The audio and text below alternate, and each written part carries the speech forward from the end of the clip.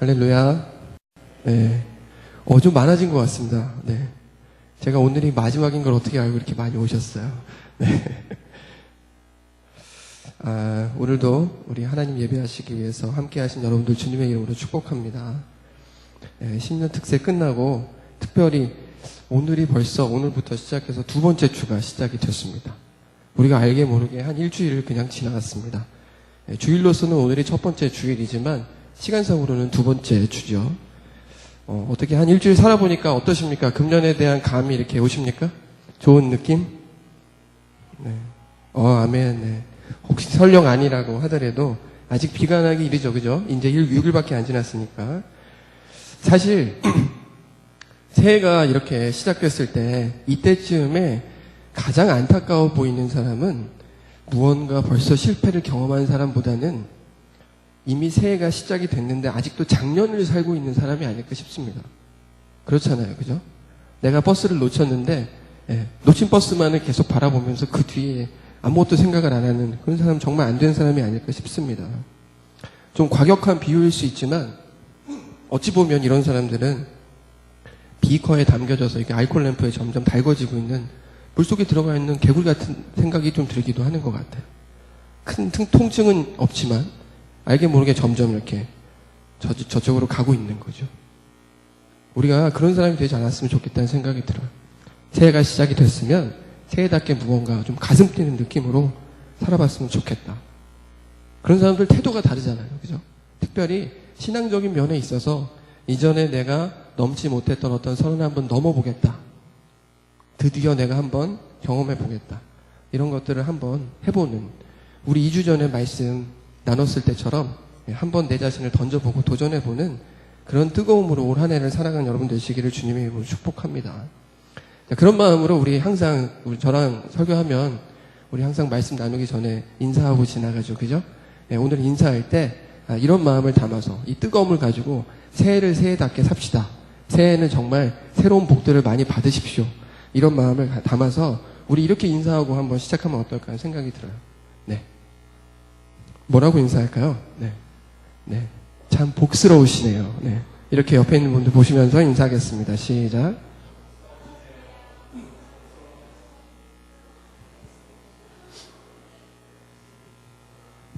네. 새해 예비된 복을 남김없이 받으시라는 다른 표현으로 이렇게 한번 얘기를 해봤습니다. 아닌 게 아니라 제가 오늘 벌써 여러분들 앞에 이렇게 말씀을 나누고 같이 이렇게 말씀을 들고 이 자리에 선 게 벌써 4번째가 됐습니다. 그리고 우리 오늘부터는 청년부를 새롭게 담당하실 전도사님이 오셨기 때문에 저는 이제 다음 주가 아니라 여러분들 앞에 이렇게 서게 되려면 시간이 좀 흘러야 되겠죠. 그죠? 사실 이게 원래부터 예고가 되어 있었기 때문에 저 개인적으로 이렇게 말씀을 여러분들 앞에서 전하는 4번의 시간을 나름대로 좀 프로젝트 같이 생각을 해보기도 했었습니다. 그렇게 말씀을 준비했습니다. 그래서 여러분들은 아시겠지만 경험하신 대로 지난 4번의 오늘까지 4번의 시간이 일반 설교 형식이라기보다는 뭔가 좀 독특한 느낌이 있었다고 생각이 듭니다. 내용 자체도 사실 본문 한 구절 한 구절을 깊이 있게 이렇게 따져보기보다는 뭔가 전반적인 내용을 한번 훑어보면서 어떤 시각이나 어떤 태도, 굳이 표현을 좀 해본다 그러면 말씀에 올바르게 반응하기 위한 어떤 밑바탕이나 플랫폼 같은 것들을 좀 구축하는 그런 쪽에 방점을 찍고 말씀을 전하지 않았나 이런 생각이 든다는 것이죠. 근데 참 신기한 것이 시간을 제가 이렇게 지내놓고 나서 지난 3번의 시간, 오늘까지의 시간을 이렇게 복귀해보니까 정말 놀라운 이유 하나가 발견이 됐어요. 그게 무엇이냐? 우리 비교적 짧은 시간이라면 짧은 시간인데 그도 짧은 시간임에도 불구하고 거기에 더해서 매번 우리가 나눌 때마다 본문의 말씀이 완전히 바뀌지 않았습니까? 그렇죠, 그죠? 강해 설교도 아니고 시리즈도 아니고 이건 책 차원에서 바뀌었습니다. 여러분 혹시라도 기억을 못 하실까봐 다시 복귀해드리면 우리 첫 번째 시간, 그 어색함의 시간, 영상도 나오지 않던 그 시간에 우리는 뭐 했습니까? 서로 사랑하라는 요한 1서의 말씀을 나눴습니다. 그리고 그 뒤에 어떤 말씀을 나눴죠? 역시 물어보면 나부터 대답을 하죠. 두 번째 이사야의 말씀을 나눴습니다. 그죠? 세 번째는 학개서의 말씀. 오늘은 시편이에요. 네. 이렇게 막 정신없이 왔다 갔다 하는. 근데 이런 과정에 저에게 뭔가 이렇게 하나님께서 느끼게 하시는 게 있는 거예요. 그게 무엇이냐면 이렇게 책도 다 제각각이고 그다음에 내용들도 완전히 다른 내용들인데 이게 하나로 통해서 꿰뚫어지는 것이 있더라라는 것이죠. 그리고 그게 올 한 해를 이렇게 작년 한 해를 마감하고 올 한 해를 새롭게 열어가는 이 시점에 우리한테 주어졌다는 거에 대해서 대단히 뭔가 이렇게 나름의 통찰 같은 게 생기더라고요. 그리고 또 하나는 제가 이렇게 말씀을 4번 이렇게 전하게 되는 상황들을 겪으면서 두 번째로 오게 되는 하나님께서 주시는 놀라운 생각이 무엇인가 하면 이게 아까 말씀드린 것처럼 어떤 우리의 말씀을 보는 시간이나 나름의 플랫폼을 구축하는 그런 어떤 시도였다라고 하는 것이죠. 그러니까 이게 무슨 얘기냐면 만약에 우리가 이런 플랫폼을 잘 구축한 뒤에 그 위에 다른 말씀들을 이렇게 차곡차곡 쌓아가기 시작하면 그 말씀이 이 플랫폼 안에서 어떤 일이 벌어지는가 나로 하여금 내 삶에 실제적으로 적용이 되는 어떤 이른바 액션 아이템 같은 것들을 막 보이게 할 수 있다라는 것이에요. 그래서 말씀이 주일날 듣는 걸로 그냥 끝나는 게 아니라 여러분들의 말씀대로 살아날 수 있게 되는 거죠. 결국 저에게 주셨던 하나님의 마음은 무엇인가? 이런 4번의 사건들을 통해서 4번의 일들을 통해서 저희로 말씀대로 살아내라 라는 포인트를 주셨다고 한다는 것입니다. 우리의 삶의 자리에서 우리가 경험하게 되는 여러 가지 순간들이 있다고 할 때 그 순간에 내가 이게 뭘 의미하는 거지? 이때 내가 어떤 결정을 해야 되고 어떻게 행동을 해야 되는 거지? 라고 생각을 할 때, 그런 질문이 들 때마다 우리가 보다 지혜롭게 말씀 앞에서 반응할 수 있겠다라는 것이죠. 그래서 저는 저에게 이렇게 느껴진 이 통찰대로 여러분의 한 해가 그런 한 해가 되기를 주님의 이름으로 축복합니다. 사실 기도하면서 말씀을 준비하긴 했지만 저도 이 정도까지 예상하고 이렇게 준비한 건 아니었거든요. 예, 말씀드렸잖아요. 그죠? 본문도 제 마음대로 정한 것도 아니었고. 그럼에도 불구하고 말씀을 전하는 저에게 주셨던 이 놀라운 감사함의 고백이 여러분 모두에게도 이렇게 간증이 되고 고백이 되기를 정말 축복하고 싶어요. 근데 제가 갑자기 왜 이 얘기를 이렇게 하고 있을까요? 오늘도 그렇다는 얘기죠. 네. 오늘도 정말 독특한 형식을 가지고 내용도 좀 그럴 수 있습니다. 어떤 분들 입장에서 보시기에는 어떻게 보면 약간 저게 설교야? 이렇게 싶을 정도로 좀 산만할 수도 있고 도대체 지금 얘기하고 계신 저 부분이 무슨 구절을 얘기하는 거지? 라고 할 수도 있습니다. 그런데 나중에 이 내용을 다 나누고 난 뒤에 여러분께서 오늘 본문의 내용을 다시 한번 살펴보시면 분명히 이전에 보이지 않던 것들이 보이게 될 것이다. 저는 사실 그걸 기도하고 있습니다. 그런 의미에서 오늘은 어떤 형식 또 어떤 틀의 이야기를 빌려와서 본문의 말씀을 좀 나눠보려고 하는데 그게 무엇인가? 우리 지난번에는 영화 하나를 가지고 이렇게 봤었죠. 그죠? 오늘은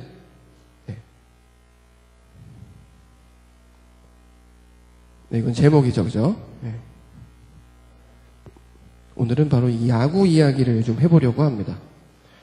사실 오늘 여러분 설교에 부제가 있습니다. 제가 이제 주보에는 공간상 적지 못했지만 부제가 무엇이냐면 이게 다 야구 때문이다.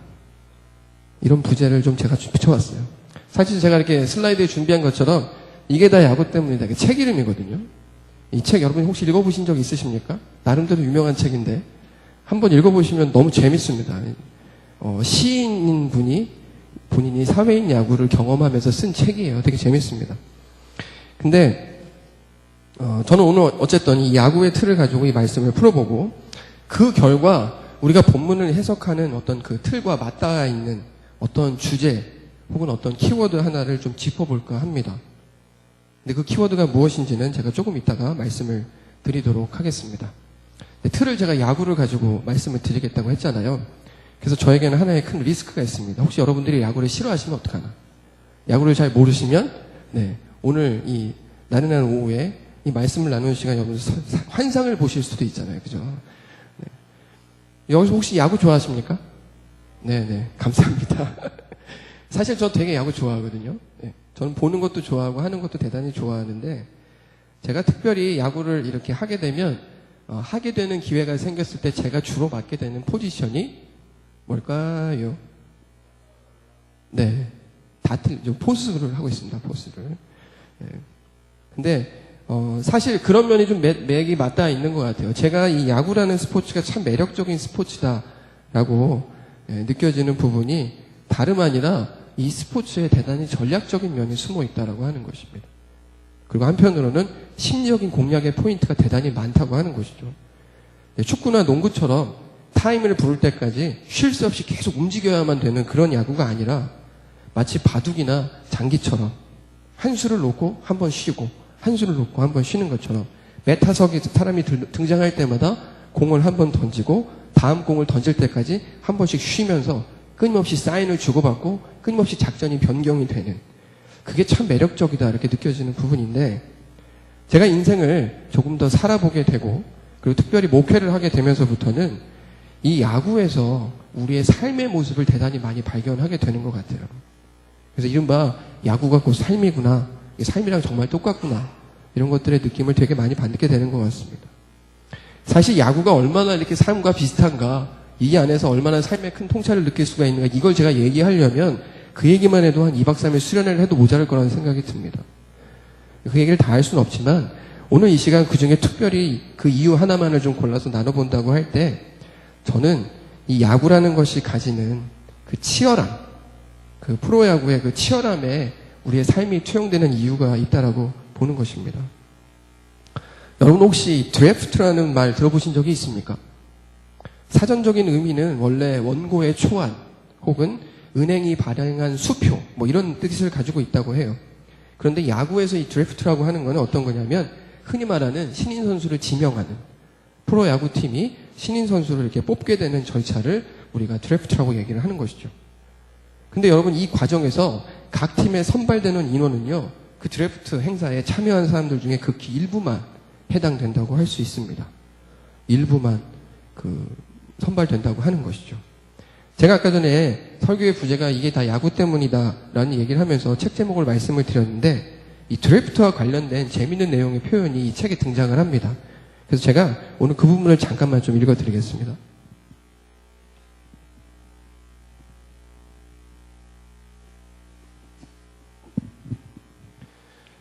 지방고등학교 3학년인 이인은 전국대회에서 두각을 드러내지 못했다.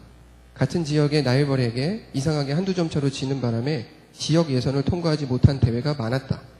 전국대회에서는 초반에 예선 탈락을 했다. 이는 소식을 기다린다. 그의 이름이 불릴까? 부모님은 모두 일 나가셨고 집에는 이 혼자다. 최소한 부모님에게 이는 야구 천재다. 이는 결국 혼자다. 이는 대체로 그렇다. 그는 발도 빠르고 어깨도 좋다. 직구는 누구보다 잘 때린다. 장타력은 없지만 짧은 안타는 잘 만들어낸다. 도루 능력도 있고 번트도 잘 된다. 부모님의 기대가 크다. 그런데 그런 선수는 프로에 너무나 많고 게다가 그는 체격이 왜소하다. 감독님은 어느 프로팀의 스카우터가 잘 아는 후배라고 얘기했다. 한번 부탁해 보겠노라고 내려앉은 표정으로 이야기했다. 경기 일과가 끝난 후 이의 유니폼은 항상 더럽다. 이는 프로 유니폼을 입고 흙이 묻은 벨트를 터는 자신의 모습을 상상한다. 쉽지는 않을 것이다. 이와 비슷한 능력의 사람은 세상에 너무나 많다고들 한다. 드래프트에서 선발되지 못한 선수들은 쓸쓸하게 집으로, 학교로, 훈련장으로 돌아간다. 매년 700~800명이 쏟아져 나오는 드래프트에서 직업선수가 되는 젊은이는 70~80여 명에 불과하다. 그 중에서 절반 이상은 몇 시즌을 못 버티고 방출된다. 여기까지가 책의 내용입니다. 여러분 이 얘기 읽어보니까 어떠십니까? 사실 여기 더 재미있는 내용들이 많이 있는데 좀 직접적인 이야기를 한번 해봤습니다. 뭔가 좀 절박함 같은 게 느껴지지 않으시나요? 운동만 해왔던 그들에게 사실 프로 선수가 되지 못한다고 하는 것은요, 남은 삶에 대한 큰 의미가 없어지는 것이라고 할 수 있을 것입니다. 그런데 이 드래프트 현장에서 삶의 의미를 그렇게 잃지 않고 끝까지 지켜나가는 사람은 단지 5%밖에 안 된다고 하는 것이죠. 따지고 보면 근데 여러분 이게 우리 삶과 너무 닮았다는 생각 들지 않으십니까? 냉정하게 얘기해서 크게 튀지 않는 내 능력이나 여건만 가지고 경쟁에서 살아남기 너무나도 어려운, 그냥 그저 남들과 어떻게 보면 똑같이 평범한 삶을 살아가는 것 자체가 너무나도 힘든, 팍팍하다고 느껴지는 삶. 자, 그런데 이 팍팍한 삶이라고 하는 것, 그리고 어찌 보면 좀 절박하다고 느껴지는 이 삶의 이야기를 하고 있는 책이 제가 오늘 들었던 이 책 말고 또 있습니다. 저는 그게 바로 오늘 본문의 말씀인 시편의 말씀이라고 생각이 됩니다. 자, 오늘 본문의 말씀을 한번 보겠습니다. 우리 본문의 말씀, 본문이 속해 있는 이 말씀을 잠깐 보면 119편의 말씀, 대단히 긴 말씀입니다. 전체가 176절로 되어 있는 어마어마한 말씀인데 그 내용이 사실 너무 길고 엄두가 안 나서 그렇지 그 내용을 하나씩 따져보면요. 그 176절 안에 정말 주옥 같은 구절들이 많이 나오는 말씀입니다. 대표적으로 우리가 알고 있는 105절의 말씀, 그죠? 주의 말씀은 내 발의 등이요 내 길의 빛이니이다. 이런 말씀 정말 딱 봐도 좋지 않습니까? 네. 바로 암송이 막 되잖아요. 그죠? 네. 저 개인적으로 오늘 3부 예배 말씀을 준비하면서 하나님 왜 이렇게 좋은 구절이 들어있는 그런 본문을 저에게 쏙 빼놓고 이렇게 본문을 준비하게 하셨습니까? 라고 아주 잠깐 마음을 먹은 적이 있었는데 하나님이 그걸 바로 응답을 또 하시더라고요. 그래서 내 그런 너를 위하여 내일 새벽 예배를 준비하였다. 이렇게 얘기를 하시는 겁니다. 네. 우리의 작은 신음에도 응답하신 하나님을 찬양합니다. 자, 여튼 오늘 본문의 말씀을 한번 살펴봤더니 이 본문 말씀 처음에 어떻게 시작이 되냐면 이렇게 시작합니다. 89절. 여호와여 주의 말씀은 영원히 하늘에 굳게 섰사오며 주의 성실하심은 대대에 이르나이다. 주께서 땅을 세우셨으므로 땅이 항상 있사오니 천지가 주의 기르들대로 오늘까지 있음은 만물이 주의 종이 된 까닭이니이다. 자, 이 내용 보시니까 어떠세요? 좀 이상하죠, 그죠? 뭔가 좀 제가 잘못 고른 것 같은 느낌이 좀 들죠, 그죠? 저는 조금 전에 대단히 절박한 말씀이다 얘기했는데 그거에 비하면 내용은 되게 나빠 보이지 않습니다. 자, 그런데 사실 이 본문의 말씀 이렇게 그냥 볼 게 아닙니다. 오늘 우리가 나누고 있는 매일 성경의 그 묵상집에 나와 있는 본문 중에 일부만 오늘 예배 본문으로 차용을 한 거죠. 원래 묵상의 본문대로 확대해서 보면 시작부터 정말 암담합니다. 한번 볼까요? 자, 81절부터 시작하는 이 내용을 잘 보시면 이렇게 됩니다. 나의 영혼이 주의 구원을 사모하오니 피곤하오나 나는 주의 말씀을 바란나이다. 나의 말이 주께서 언제나 나를 안위하실까 하면서 내 눈에 주의 말씀을 바라기에 피곤하니이다. 내가 연기 속에 가죽부대같이 되었사오나 주의 율례들을 잊지 아니하겠나이다. 주의 종의 날이 얼마나 되나이까? 나를 핍박하는 자들을 주께서 언제나 심판하시리이까? 그 뒤로도 여러분 계속 나옵니다. 저를 해하려는 사람들이 웅덩이를 팠습니다. 도대체 저는 어떻게 살아가야 될까요? 이런 내용들이 이렇게 나옵니다. 그 내용들을 보면 정말 말 그대로 요즘 우리 흔히 얘기하는 우리 중고등학생들이 많이 쓰는 말 중에 하나예요. 정말로 이생망 이런 수준 아닙니까? 그죠? 거의 그런 수준의 정말 비탄의 고백들이 나오는 것이죠. 자, 이걸 보고 나서 우리가 오늘 본문 아까 시작했던 89절의 말씀을 다시 한번 보시면 여러분 이 느낌이 약간은 좀 다르지 않습니까? 좀 안타깝지 않으세요? 전 오늘 이 본문의 말씀 이렇게 보면서 이런 느낌이 들더라고요. 주님 이런 분이니까 절 좀 도와주셔야 되는 거 아닙니까? 저 지금 죽을 것 같습니다. 살려주십시오. 제가 믿을 게 주님밖에 없습니다. 이런 내용들. 제가 너무 자기적으로 해석을 하는 거라고 생각을 하십니까? 그런 분들을 위해서 제가 또 준비를 했죠. 92절의 말씀을 한번 보시면 거기 뭐라고 나오죠? 주의 법이 나의 즐거움이 되지 아니하였더면 내가 내 고난 중에 멸망하였으리이다. 멸망할 뻔한 고난이 분명히 있었음을 얘기하고 있는 것이죠. 오늘 시편의 기자의 이 외침의 내용과 그 다음에 고백의 내용들을 살펴보면 고난 앞에 서 있는 힘든 어떤 팍팍한 삶을 가지고 있는 우리의 삶의 모습과 대단히 많이 닮아 있다는 것을 알 수 있습니다. 특별히 여러분 대단히 중요한 포인트가 있는데 그것이 무엇이냐면 오늘 이 고백을 하고 있는 시편의 기자의 이 입장과 모습을 보니까 이 사람 역시 고난을 당하기 전에 이미 하나님과 그 말씀을 알고 있는 사람이었다라는 걸 알 수가 있는 것이죠. 그런데 고난을 만난 거예요. 특별히 나를 해하려는 대적을 만난 것 같은 그런 고난. 자, 믿는 우리가 인생을 살아가게 되면서 마주하게 되는 이러한 고난. 그래서 우리의 신앙까지 막 흔들릴 것 같은. 주님을 바라보기는 바라보는데 이제 막 점점 피곤하려고 그래요. 이런 느낌이 들 만한 그런 상황. 우리 보통 이런 상황을 뭐라고 얘기합니까? 시험이라고 얘기하지 않나요? 자, 시험이라는 것. 제가 오늘 말씀드리려고 했던 이 시험이라는 게 바로 이 키워드예요. 오늘 키워드. 제가 아까 전에 야구의 틀을 가지고 무언가 어떤 포인트가 있다, 키워드가 있다라고 말씀드렸는데 그게 이 시험이라는 것이죠. 사실 우리 중에 이 시험이라는 걸 아주 달가워하는 사람은 그리 많지 않을 겁니다. 많지 않은 게 아니라 아무도 없을 겁니다. 대부분은 시험을 당할 때 너무나 괴롭고 힘들기 때문이죠. 또 경우에 따라서는 그 시험을 치르면서 여러 가지 상처나 내상을 입기도 합니다. 그래서 보통 인지상 정상 되도록이면 시험을 피하고 싶어 하죠. 그런데 문제는 이 시험이라는 게 믿는 우리에게 이렇게 넘어가는 것이냐? 그렇지 않다는 것이죠. 오히려 어찌 보면 믿는 우리에게 더더욱더 꼭 찾아오는 것이 이 시험이다. 이게 문제라고 하는 것입니다. 특별히 우리의 믿음까지 흔드는 이런 시험을 만났을 때 오늘 시편의 기자와 같이 우리 아까 봤던 것처럼 나의 영혼이 주의 구원을 사모하기에 근데 너무 피곤합니다. 나의 말이 주께서 언제가 나를 안위하실까 하면서 내 눈에 주의 말씀을 바라보고는 있지만 죽겠습니다. 이런 외침을 할 수밖에 없는 순간들이 왔을 때 사실 우리는 크게 낙심하거나 좌절하고 흔들릴 수밖에 없습니다. 그리고 꽤 많은 사람들이 이런 순간들을 경험하며 실제로 하나님 앞에서 멀어져 가기도 합니다. 하나님, 그때 제가 기도했는데 그 상황에서 저를 구원해 주시지 않지 않았습니까? 그때 저를 외면하지 않으셨습니까? 제가 그렇게 주님 앞에 기도했는데 그 뒤에 제가 마주한 이 결과는 도대체 뭡니까? 저를 언제까지 이렇게 내버려 두실 겁니까? 저 피곤합니다. 죽겠습니다. 경제적인 문제와 혹은 관계의 문제 혹은 질병의 문제와 함께 내 삶에 직접적으로 관여되는 실제적인 문제가 내 앞에 발생하면 그런데 주님께서 내 부르짖음에 내 외침에 듣지 않으시고 결국 나로 하여금 피하고 싶어하는 그 순간을 맞이할 수밖에 없게 한다면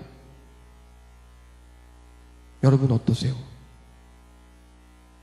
그런데 우리가 살면서 참 많은 순간 하나님 앞에 그렇게 부르짖으면서도 우리가 원하는 결과와 또 순간을 마주하지 못할 때가 참으로 많다는 것이죠.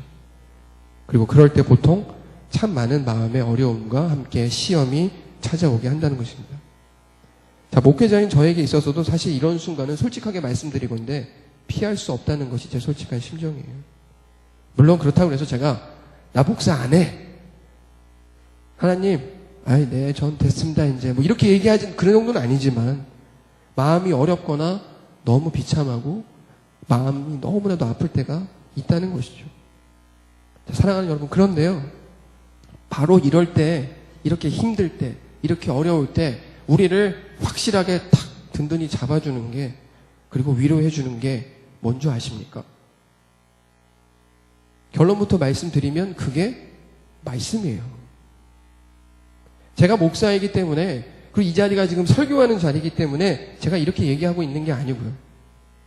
사실 이 얘기에 대해서 좀 말씀을 드리자면 시험에 대해서 조금 더 우리가 좀 얘기를 나눠볼 필요가 있다는 생각이 드는데, 특별히 시험을 얘기하면서 저는 왜 말씀이 해답인지를 이야기하기 위해 시험에 대해서도, 시험의 여러 가지 면 중에서도 이 시험의 유익에 대한 부분을 좀 말씀을 드리고자 합니다.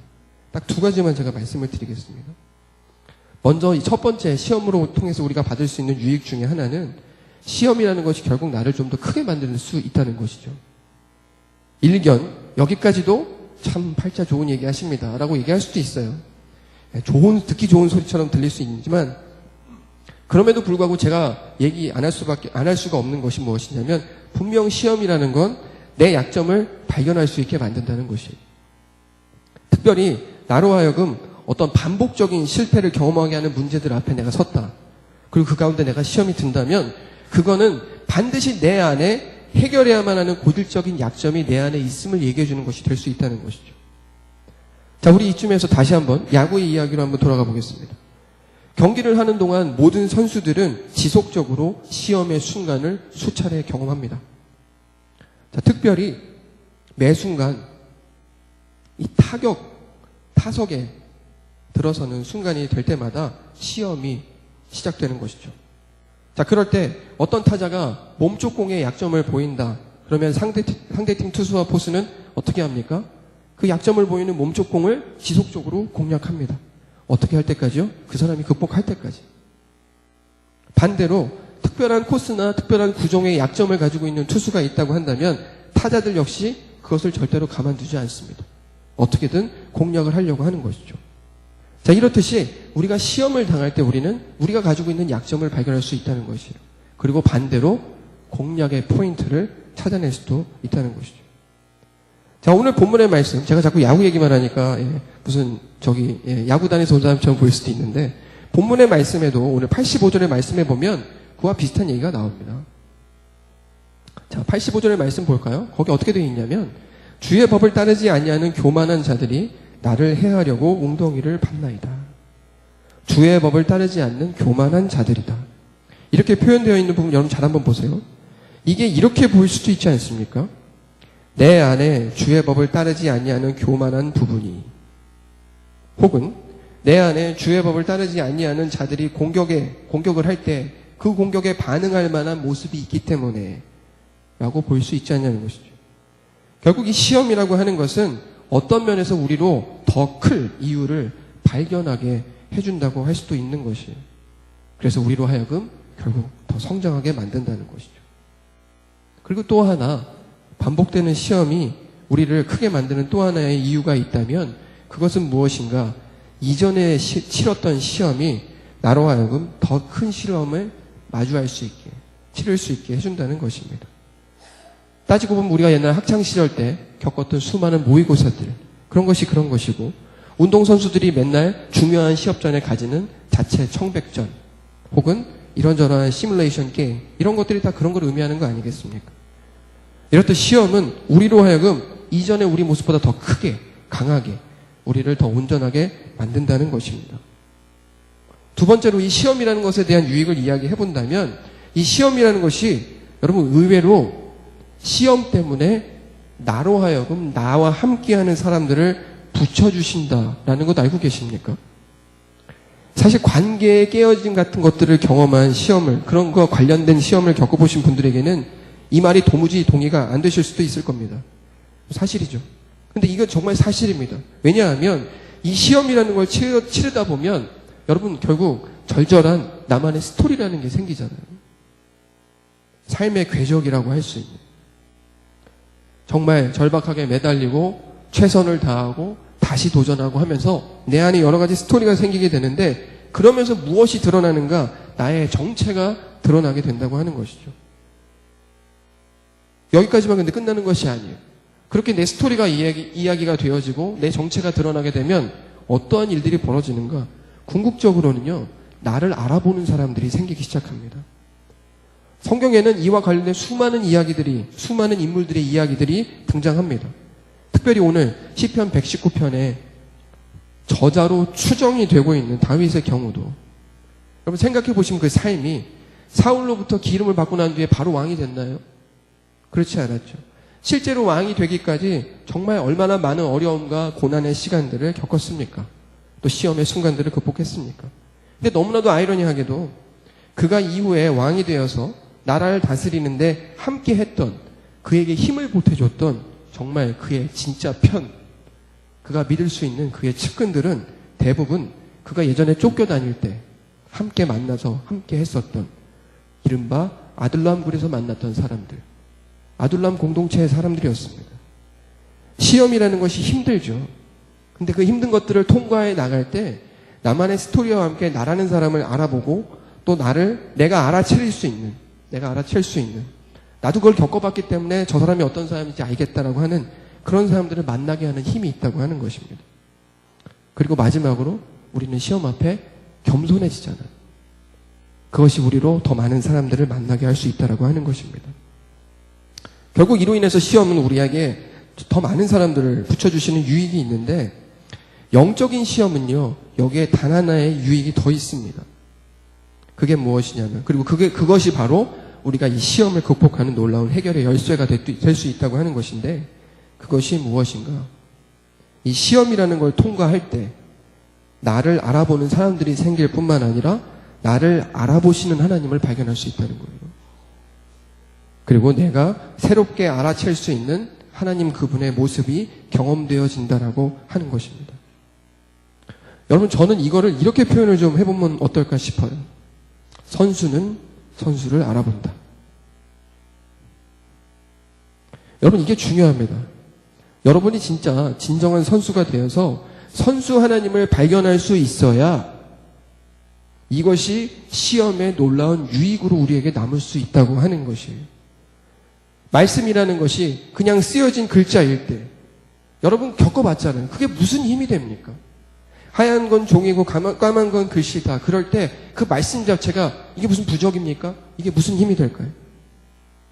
말이 좋아 하나님 말씀이지 그것 자체가 뭘 해결합니까? 그러나 그 말씀이 여러분들 안에 진짜로 뭔가 여러분들의 스토리와 맞닿아서 정말 선수끼리 통하는 그런 음성으로 여러분에게 경험되어질 때, 여러분에게 그런 경험이 있을 때 이후에 여러분들이 마주하게 된 고난 가운데 말씀을 끝까지 붙들 수 있게 된다는 것이고, 그리고 그 말씀 때문에 여러분들이 그 시험을 이길 수 있다라고 하는 것입니다. 사실 오늘 본문 속의 고백은요, 시편 기자의 고백은 그런 선수의 고백입니다. 비참하고 안타깝게 보였던 외침이지만 사실 선수는 선수를 알아본다고 이야기하는, 어떻게 보면 승리를 예고하는 고백이라는 것입니다. 여러분, 이쯤에서 우리가 이 92절의 말씀 다시 한번 살펴볼까요? 주의 법이 나의 즐거움이 되지 아니하였더라면 내가 내 고난 중에 멸망하였으리이다. 뭔가 느껴지시지 않으세요? 자, 93절의 말씀 어떤가요? 내가 주의 법도를 영원히 잊지 아니하오니 주께서 이것들 때문에 나를 살게 하심이니이다. 주님의 진짜 선수, 주님의 활약, 주님의 역사하심, 주님의 그 시점, 주님과의 나와의 팀플레이, 이런 것들이 있다는 것이죠. 사랑하는 여러분, 시험이라는 걸 이길 수 있는 힘은요, 다름 아니라 이른바 선수끼리 통하는 순간, 그것을 통해서 경험되어지는 말씀이 있을 때에만 가능한 것입니다. 이제 말씀을 좀 맺어보려고 합니다. 여러분, 이 영상 혹시 아십니까? 소리 듣지 않아도, 제가 또 자막을 준비했죠, 그죠? 이거 실제 영화의 한 장면이긴 한데, 실제 있었던 어떤 선수의 이야기를 직접 이렇게 재현한 것이에요. 제레미 스캇 브라운이라고 하는 어떤 메이저리그 선수가 2002년에 벌어졌던 일인데, 한번 내용을 한번 보실까요? 우리 내용을 보고 말씀을 좀 나누도록 하겠습니다. This is all of Jeremy's nightmares coming to life. Oh, they're laughing at him. And Jeremy's about to find out. Jeremy's about to realize that the ball went 60 feet over the fence. He'd hit a home run and didn't even realize it.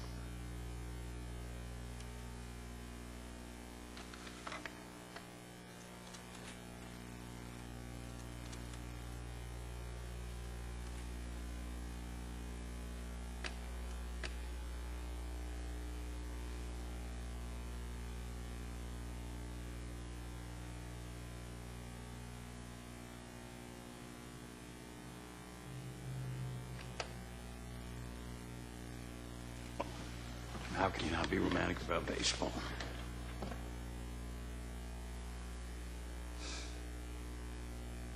It's a metaphor. I know it's a metaphor.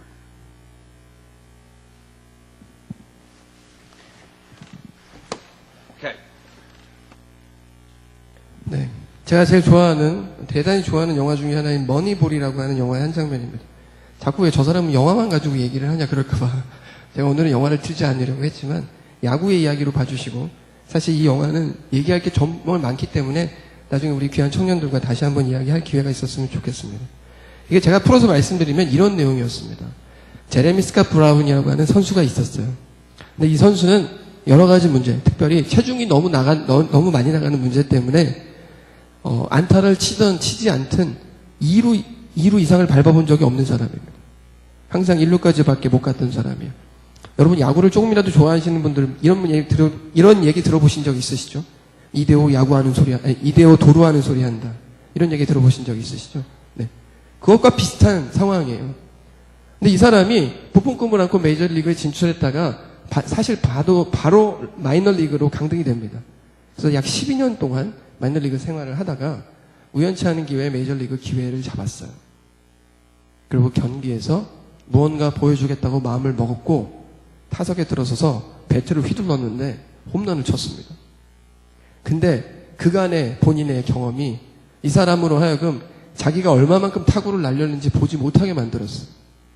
그리고 어떤 일이 벌어집니까? 1루까지 열심히 달리고 나서 무언가 보여주겠다는 결심 때문에 2루를 살짝 틀긴 했는데 한 번도 안 해본 것 때문에 그대로 자빠졌어요. 그러니까 어떻게 됩니까? 바로 1루로 허둥지둥 막 가는 거예요. 홈런 쳐놓고. 그러고 나서 어떻게 되느냐? 여러분 아까 지나갔지만 심판 한번 쳐다봐요. 나 세이브라고 빨리 해주세요. 막 이렇게 얘기하는 거죠. 근데 심판이 어떻게 하는 거예요? 이렇게 보고 있는 거예요, 그냥. 상대팀 1루수도 그냥 이렇게 보고 있습니다. 그러면서 나중에 얘기하죠. 너 홈런 쳤어. 그 이후에 상대팀 내야수도 박수를 쳐줍니다. 이후에 이 선수는 본인이 은퇴할까지 약 7년 동안 메이저리그에서 나름대로 자기 역할을 하는 훌륭한 선수가 되었다고 합니다. 말씀이 내 스토리와 닿는 경험을 하지 않았을 때 어쩌면 우리는 마치 이와 같은 신앙생활을 반복하지 않을까라는 생각이 든다는 것이죠. 단지 시험에 들었다는 것, 단지 내가 또 한 번의 타석에 들었다는 것, 이것 때문에 또 한 번 실수할 수 있다는 것, 실패할 수 있다는 것, 그것 때문에 내가 홈런을 칠 수 있다는 사실에 대해서 알지 못하는 것입니다. 그리고 실제로 홈런을 쳐놓고서도 그걸 알지 못하는 것이죠.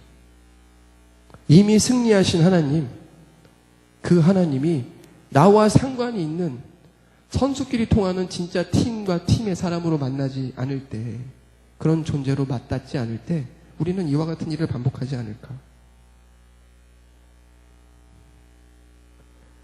네, 화면을 한번 넘겨볼까요? 네. 여기 또 한 사람의 이야기가 있습니다. 여러분, 이 사람 누구냐면요. 현역으로 있는 동안, 지금은 은퇴했지만, 현역으로 있는 동안 최고의 타자로 평가받았던 토니 그윈이라는 사람입니다. 이 사람 내셔널리그에 있었던 사람인데 통산 타격왕을 8번 했던 사람이에요. 근데 이 사람의 통산 타율이 얼마인지 아십니까? 3할 3푼 8리입니다. 3할 타자, 강타자죠, 그죠? 근데 3할 타자라는 거 냉정하게 생각해보면 어떤 거죠? 3번의 기회가 왔을 때 한 번만 성공하면 3할입니다. 2번은 실패를 한다는 얘기죠. 사랑하는 여러분, 전 여러분들에게 이런 말씀을 드리고 싶어요. 언더독이라는 말 들어보신 적 있으시죠?